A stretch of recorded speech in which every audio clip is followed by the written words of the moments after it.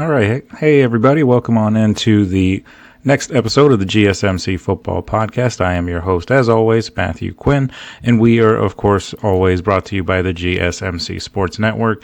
We have a great show for you today. Some news that broke just a few hours ago. We'll cover that.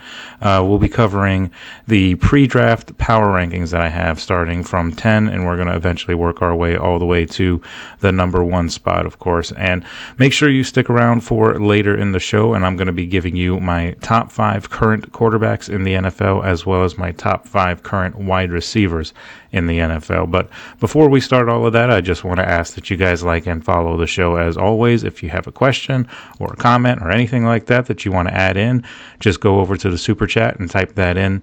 And that is gsmcpodcast.net, or gsmcsports.net. And if you have a question during the show, we definitely do want to hear it. Your input is a big part of what makes this show great, and we thrive on your energy and your insights. Whether it's a quick comment, a thoughtful question, or an opinion that you just have to share, don't hesitate to drop it in the chat.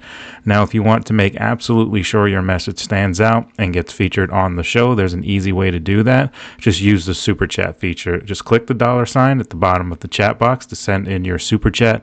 This guarantees that your message gets on the air, and it's also a fantastic way to support our channel. We rely on your support to keep bringing you the sports content that you love, and we appreciate every bit of it. So go ahead and let us know what you're thinking. Hit that super chat button, and let's keep this show interactive and exciting. And if you prefer, you can also go to gsmcsports.net to tip, donate, and leave a comment or a question there. We couldn't do what we do without your amazing support, and we're very thankful to have you guys as part of our community. And once again, that link is gsmcpodcast.net. Now, before we get into what we're actually going to talk about today in this show, there was some news that broke a few hours ago before we got on here, and that was that Russell Wilson has signed a deal with the New York Giants, and it's a one-year deal worth $10.5 million, but the max value is $21 million. $10.5 of it is guaranteed. So Russell Wilson is now off the market, and this just comes just a day after. Just a day after Jameis Winston signed with the Giants as well on a 2-year deal that was worth about $8 million. So the Giants have their 2 quarterbacks, and now you have to figure that they're probably not going to draft a quarterback with that 3rd overall pick. Most likely, I would think they're probably going to go after a guy like Travis Hunter. If he's there and they pass on him, then maybe they have other plans. You know, I know there was talk before this Russell Wilson signing that maybe Shedeur Sanders could go to the Giants, but I think that's pretty much a guarantee that will not happen with this signing of Russell Wilson, especially with the Giants signing Jameis Winston yesterday as well. So Russell Wilson is off the board, so we know about his situation now. There's only one more domino left to fall, and that is, of course, Aaron Rodgers. And we keep playing the wait and see game with him, and we'll find out hopefully in the next few days or maybe a week or so what's going on with him. But Russell Wilson is signed, and he is now a New York Giant. So that's going to be a pretty interesting offense. He has a couple weapons there with Malik Neighbors there. So, and they're going to probably add in the draft, especially if they get Travis Hunter. That'll be a nice little young core of young receivers that Russell Wilson has to work with. So they just have to work on protecting the quarterback because Russell Wilson showed in his last few years that he is not as athletic as he once was when he was younger. He was able to get away from pressure a lot better than he can now, but that just comes with age. I still think that Russell Wilson's got some left in the tank, and he should give the Giants, make them at least a little bit competitive in some of these games, because he's got one of the best deep balls in the NFL still at his age at 36 or 37, I guess, when the season starts. But yeah, so the Giants went ahead and signed him, and I think that was pretty much expected. A lot of people sort of expected that was going to happen. I know I did. I thought that he was going to sign there. If he signed anywhere, it would probably be the Giants. So now it's just waiting on Aaron Rodgers. So we'll see what happens with him, but that was the story. I don't want to take too much of this first segment up talking about Russell Wilson, because I do want to get to the main part of this show. But so Russell Wilson, 1-year deal, $21 million, max value, $10.5 guaranteed. So we'll see what he does this year. But moving on to our actual first topic of the day, and we're going to do our pre-draft power rankings with the draft just under a month away at this point. Wanted to take a look at where teams are stacking up after the big rush of free agency over the past couple weeks or so. So we're going to start at number 10. I'm not going to do all 32 teams mainly because we went through season outlooks from all 32 teams. So, we'll with the power rankings, we'll just keep it down to 10 just to keep it a little more manageable. But at number 10, I have the LA Chargers, and take a look at some of their key additions this year. They added running back Najee Harris. Tyler Conklin just recently signed, and same deal with Mekhi Becton from Philadelphia. He signed to shore up that offensive line, and they added some depth at the defensive end position in Deshaun Hand, and then, of course, they signed cornerback Dante Jackson over from Pittsburgh. So I like what the Chargers have done. One of the biggest losses that they've had on their team this offseason is when they released Joey Bosa, who is now in Buffalo. So they'll, look to maybe try and get a couple of guys to try and revamp that position. Deshaun Hand will be decent, at that spot, but you got to figure they're probably going to target some defensive players in this upcoming draft, I would think, or, wide receivers been talked about as well with them, because they haven't really added too much wide receivers in terms of free agency. So, but I like what they're going to do, what their potential is under second-year head coach Jim Harbaugh. Justin Herbert, I think, is the perfect fit in LA with Jim Harbaugh. I think he can get the best out of him. So I like the Chargers there at number 10. Number 9 is a team that did not even actually make the playoffs last year, and that is the Cincinnati Bengals. And I just feel like with them keeping T. Higgins and Jamar Chase, that, of course, made Joe Burrow very happy. And I feel like they are going to be a lot more determined, this year, especially with the way last year went when they started off slow and ended up missing the playoffs altogether. But I think their defense will be better because, it can't be much worse, to be honest. So there's no way that it's as bad as it was last year. And if they can have just a halfway decent performing defense, then I think they're going to be a problem in the AFC. And they've already proved that they can beat big teams like Kansas City.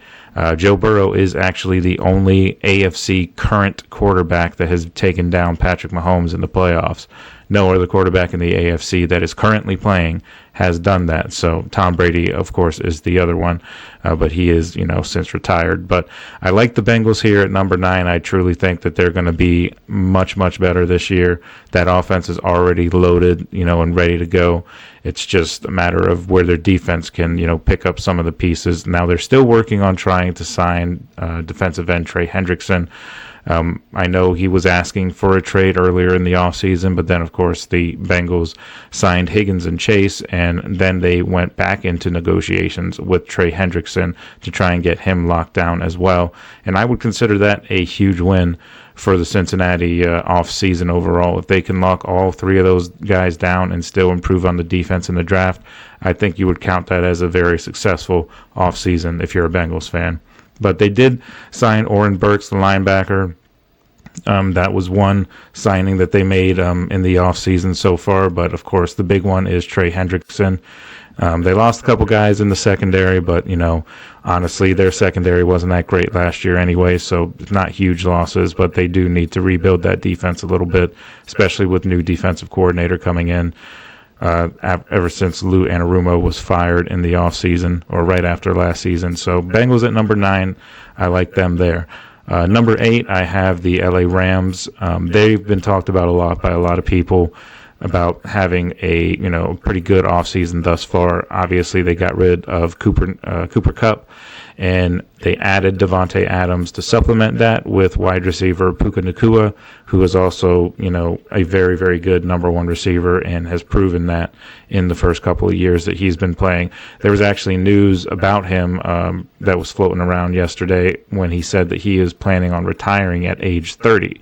And now he's 23 years old now, so he still has, if we're going by his logic, he has 7 years left, so that's 7 quality years of football, because I feel like that's probably why he's retiring early. If he does end up deciding to do that when it gets to that point, that'll be a whole other story, because a lot can change in 7 years. He may not feel the same way in 7 years, but then again, he may still feel the same way, but we'll see. Regardless of that, 7 more years at least with Puka Nacua, and that's prime years as well.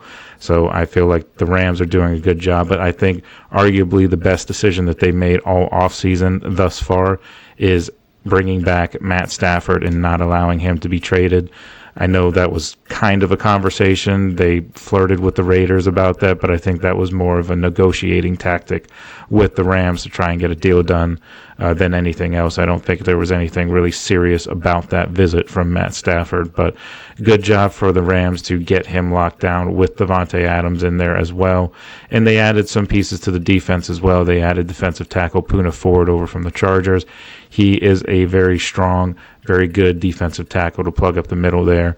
And they also added a center in Coleman Shelton as well. So I like what they're doing right there with their offseason, and they should be just as good, if not better, than they were last year when they took the eventual Super Bowl champion Philadelphia Eagles all the way to the end in the playoffs and very nearly beat them in that Snow Bowl game. But they're a good team, very well coached with Sean McVay, and I like what they could potentially do this year. So moving on to number 7. Now, this might be argued by a lot of people because we don't really know, because we haven't seen them play this particular year, but I have the Chicago Bears at number 7. And this kind of goes hand in hand with my later segment in the show when we're going to be doing some hot takes, but I'll get more into that in that segment. But I like the Bears here at 7 because, obviously the Bears had a terrible year last year, only 5 wins under Matt Eberflus, and Eberflus was fired right after that Detroit game on Thanksgiving. So, now they have a new head coach in Ben Johnson, and he's one of the primary reasons why I have them up here, because not only did they hire him and all of his offensive mind and offensive talent, they went ahead and they got Grady Jarrett from the Falcons, and they traded for Joe Thuney to shore up that offensive line along with Jonah Jackson. And they just recently signed a depth wide receiver from Washington, Olamide Zaccheaus. So they're doing a good job filling pieces around Caleb Williams, and I think Caleb Williams will thrive much more in that system this year than he did with the Bears in his first year.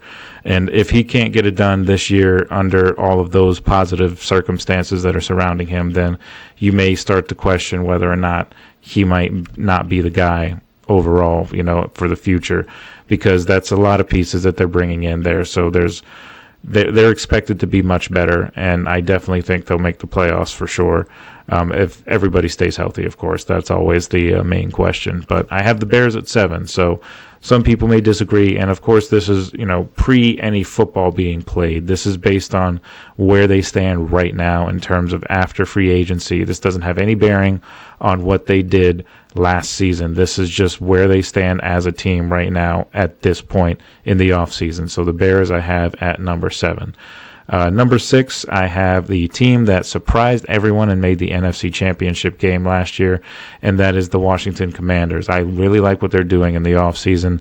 That trade with Laramie Tunsil is one of the more under-the-radar moves of the year. That is probably one of the best moves of the year in shoring up that left side of that line.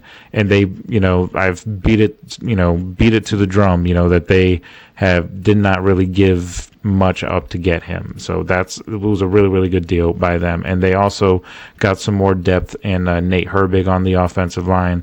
Nate Herbig spent last year in Pittsburgh.